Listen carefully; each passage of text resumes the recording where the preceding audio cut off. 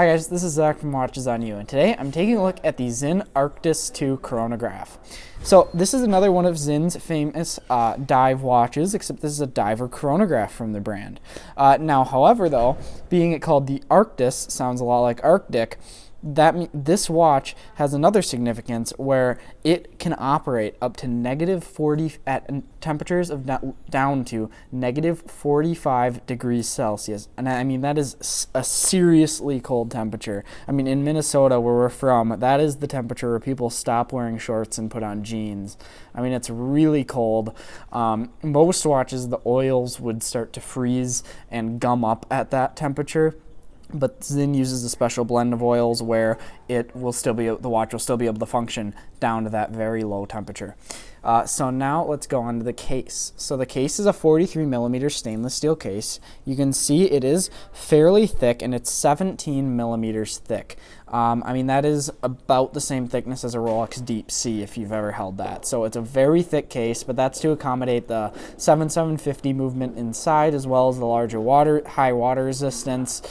And that is fairly standard actually for dive chronographs of this kind of realm using ETA 7750s.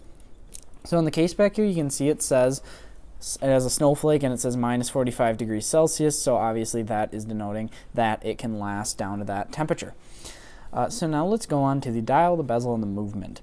So the bezel, actually, first of all, it's a solid steel bezel, as you can see, and it's a unidirectional rotating bezel. It won't go both ways, so this is definitely a dive watch. And it has a water resistance of 300 meters. So again, this is a professional dive watch for sure, and that's a great thing to see on a dive watch, especially around this watch's price point, where it will come in new at about $3,760. The dial on this, as you can see, is a sunray blue. They also do a black. I personally like this blue. And you can see that it has a chronograph set up with the running seconds at 9 o'clock, the minute counter for the chronograph at 12 o'clock, and then the hours for the chronograph at 6 o'clock. And then you have a date set up over here. So I'll just open the screw down crowns here, or the screw down pushers, sorry, and I'll start the chronograph.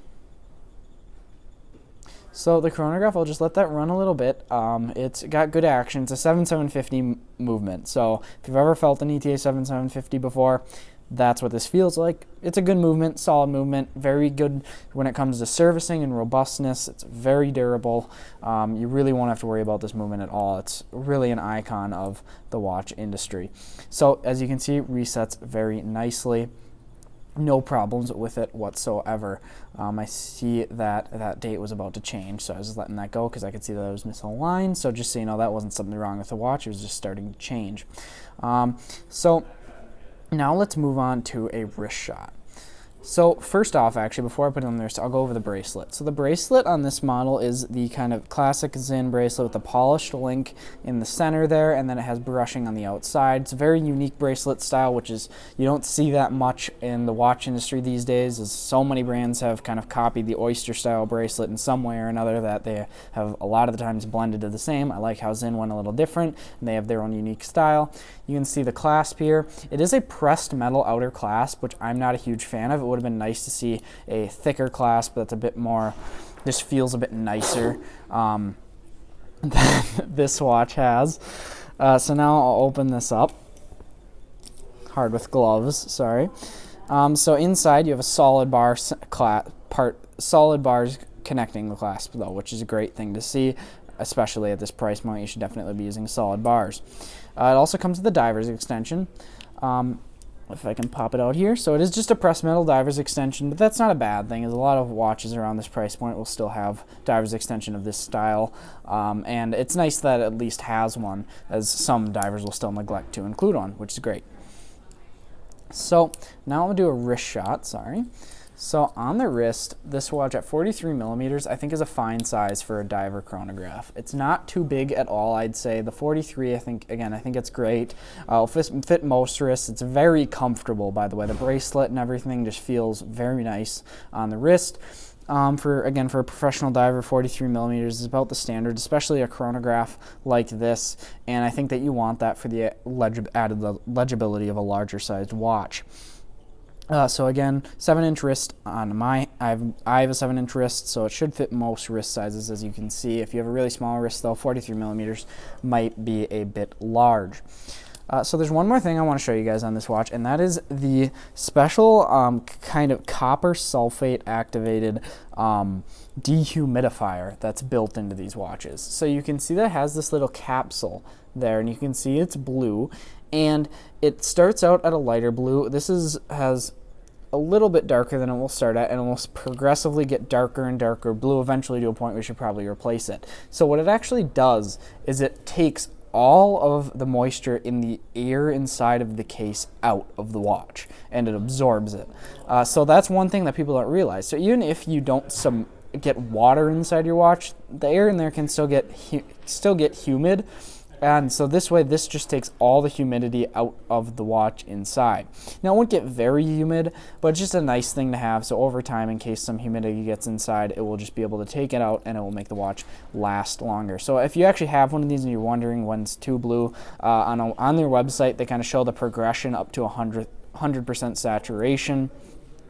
So it will be, if you get one of these pre-owned, it probably will be a little bit more blue than a brand new one, but that's not actually a problem. It's not like some water indicators where once they turn, that means that you got water in the watch and you're going to need to take this thing to a service center quickly. It will kind of slowly get more progressively blue, and once it gets dark enough, then you'll probably want to get that replaced and see. So that's what that is, and that's also why it says AR on the dial there.